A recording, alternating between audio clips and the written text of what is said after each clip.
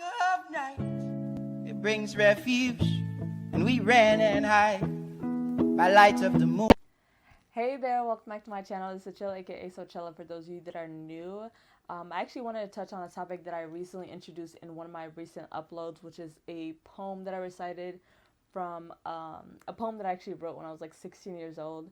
But I figured it was kind of like fitting of this topic because as you may already know, there was a recent internet fiasco regarding many UK influencers, including two that I actually follow, which are Nella Rose as well as Only Bells. And there's actually like plenty of videos that are out there that go like a little bit more in depth about the things that they actually tweeted, as well as just like a different analysis on like what people actually feel about them. But just in short, essentially they put out a lot of different tweets when they were in their like mid to late teens, discussing they were just being like really xenophobic, colorist, as well as in some cases like sexist as well, because there was also some male influencers that were involved, but I don't follow them. I feel like people end up actually attacking a lot of the female influencers more. The unfortunate part is that when you're a beauty influencer, you're not really putting your like politics out there necessarily, so people don't really know if you've actually like moved on from feeling that kind of way or not. I think we always have a higher expectation for women just because like we would think that they would have the similar experiences we do. So it's just like, why is it that you're like attacking someone who could kind of potentially be yourself? Since then, both Nella Rose and Only Bells, I think they've been the only ones to like actually put out a video on it. Some people have like some people have already like apologized on their social medias and stuff like that, but they've been the only two to put out a video on it, and they've actually been the ones to get the most like backlash as well. This video in particular is not going to be giving any backlash necessarily. I really don't believe in cancel culture.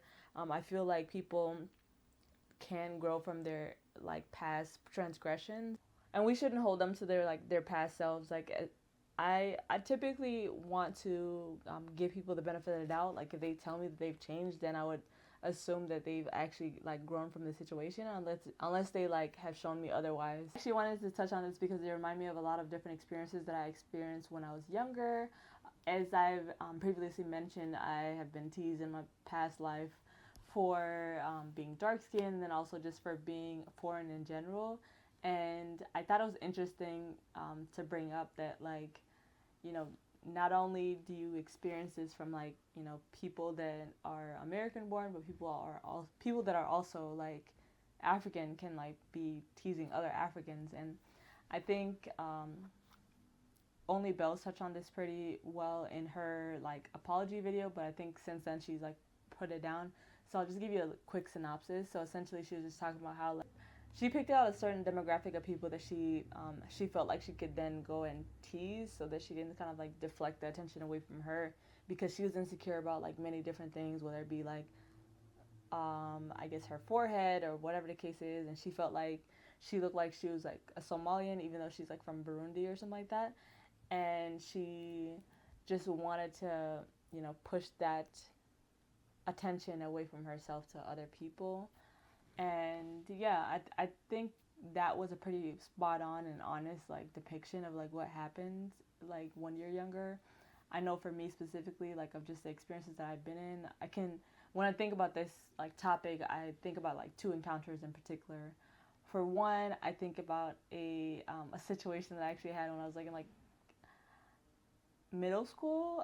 There was this guy who used to always tease me. He was like notorious for it.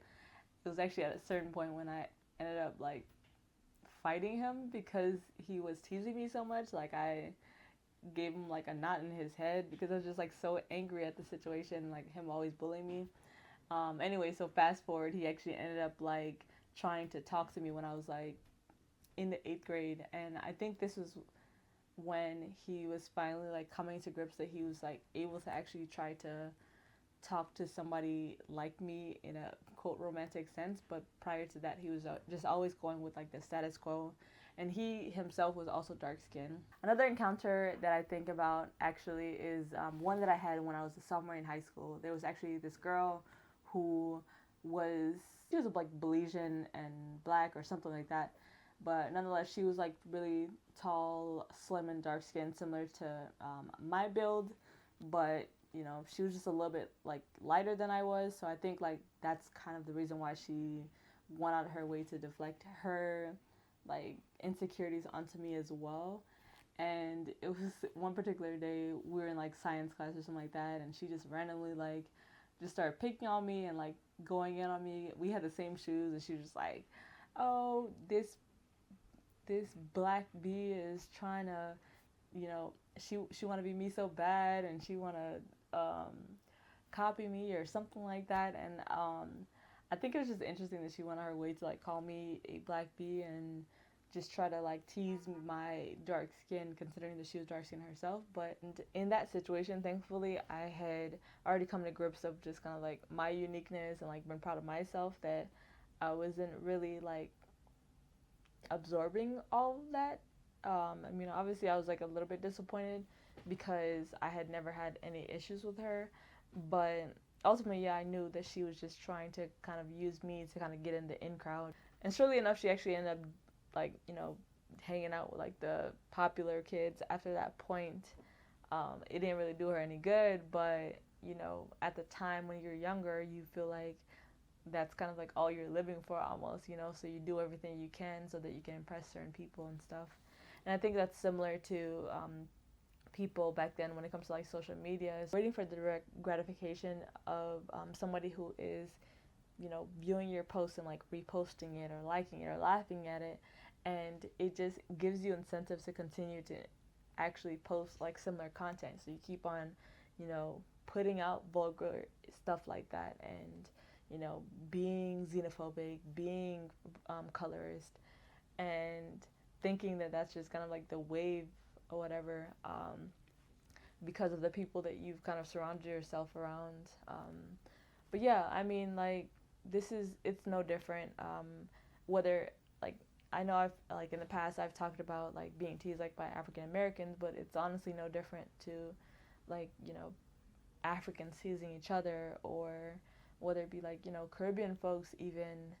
I know, like, UK black community is, like, slightly different to the United States, but it's really no different. Like, we are all still experiencing, like, colorism, and it's still something that, like, it's still something that's like divisive, that's like kind of keeping us like separated. I think this specific issue, like resurfacing, just ultimately showed to us that like there's still so much work to be done, and that we need to continue to like have these conversations in a cordial, diplomatic manner, for us to be able to heal from it and to be able to kind of like understand each other better and overcome. I feel like a lot of the times people online jump to like canceling people just because, I don't know, I think it's like the trendy thing to do. Similar to the reasoning for why these like UK influencers were like saying such ruthless things on Twitter and like other social platforms. I feel like it's just a culture to, you know, say like the most like clickbaity things, or really just like nasty things, to either like, you know, trigger some type of response from like the actual person that you're attacking, or to kind of like rally some troops behind like the message that you're pushing. And ultimately it's just like really counterproductive if like the end goal is to, you know, unite like, you know, black women, or praise black women, or like just try to create like a platform for us to be able to, you know, be more inclusive towards each other and stuff. So like I applaud people that, you know, are able to kind of like look for within themselves. Not, I mean, obviously this is not the ideal situation to be called out for kind of saying certain things and then having to address it, but I applaud people that like address things like even prior. I know even like Only Bells has like talked about her having insecurities in the past as well, and I think so has Nella Rose. And I can't really speak for like the others, but I think we more so just need to look at this as a like a wake up call that like these issues are still like persisting within our communities, and instead of just constantly attacking each other, we need to like really try to figure out how we're gonna heal these wounds, and try to move forward as like Black people and people of color. Anyways, thank you so much for watching. If you haven't already, go ahead and subscribe and comment your thoughts down below. I know I didn't get into everything just because I felt like there was already a plethora of content around this issue. But if you had any specific questions, go ahead and leave them below. Anyways, thank you so much, and I look forward to seeing you guys in the next video. Peace out. So I want to say thank you to my mom. Chitama Smo. How low, wherever you say I will go.